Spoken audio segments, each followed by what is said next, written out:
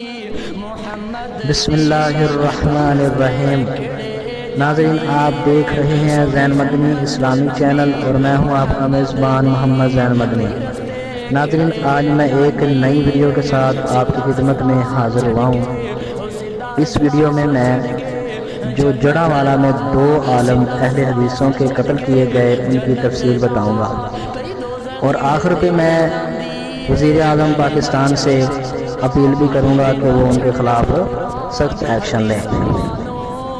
ناظرین، ہوا ایسے ہے کہ ایک عالم بریلویوں کا تھا اور 2 عالم اہل حدیثوں کے تھے۔ 2 عالم کی ایک عالم اہل حدیث کے ساتھ بحث ہو گئی۔ بریلویوں کے عالم کا کہنا تھا کہ غیر اللہ کے نام کی قربانی ہو جاتی ہے، جبکہ اہل حدیث علماء کا کہنا تھا کہ اللہ کے نام کے علاوہ کسی اور کے نام کی قربانی نہیں ہوتی۔ یہ کافی دیر تک بحث ہوتی رہی۔ آخر جو بریلویوں کے کچھ ظالم ادھر بیٹھے ہوئے تھے، انہوں نے 2 علماء اہل حدیث کو مسجد سے باہر لا کر ان کی پیشانیوں میں گولی مار دی۔ وہ ادھر شہید ہو گئے۔ انا للہ و انا الیہ راجعون۔ اللہ تعالیٰ ان کے درجات کو بلند فرمائے۔ وہ تو حق پہ لڑتے ہوئے شہید ہو گئے۔ اب کہنا یہ ہے کہ یہ آج سے نہیں قتل و غارت شروع ہوا، جبکہ یہ بہت دیر سے ہو گیا۔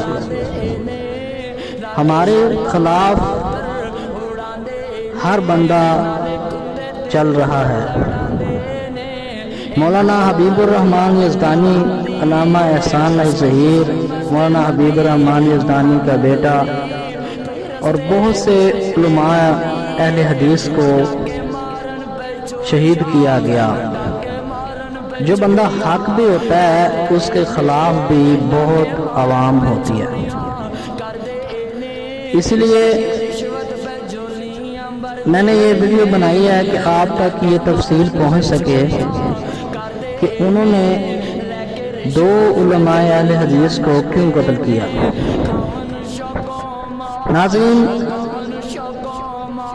یہ بندہ تب کرتا ہے، یہ گناہ تب کرتا ہے جب بندے کے پاس علم نہیں ہوتا۔ قتل و غارت کرنا علم والے بندے کی بات نہیں، بلکہ جاہل کی بات ہے۔ وہ ہمیں گستاخ رسول سمجھتے ہیں، اسی لیے انہوں نے ہمیں قتل کرنے کے منصوبے بنائے ہوئے ہیں۔ تو وزیر اعظم پاکستان سے اپیل کی جاتی ہے کہ وہ اس کے خلاف سخت ایکشن لیں جنہوں نے ان علماء اکرام کو شہید کیا ہے، کیونکہ یہ اللہ کی زمین ہے، اس پر ہر بندے کو حق حاصل ہے کہ وہ اپنا مسلک بیان کر سکے۔ ہر بندہ اپنی دکان سے وہ چیز بیچ سکتا ہے، دے سکتا ہے کسی کو۔ اگر بریلوی ہے تو اس کو حق حاصل ہے کہ وہ اپنا مسلک بیان کر سکتا ہے، اگر کوئی شیعہ ہے تو اس کو بھی حق حاصل ہے کہ اپنا مسلک بیان کر سکتا ہے۔ جو بھی ہے اس کو حق حاصل ہے، تو اہل حدیث کو بھی حق حاصل ہے کہ وہ اپنا مسلک بیان کر سکتا ہے۔ جب اہل حدیث مسلک بیان کرتا ہے تو پھر بہت سی پابندیاں عائد ہو جاتی ہیں۔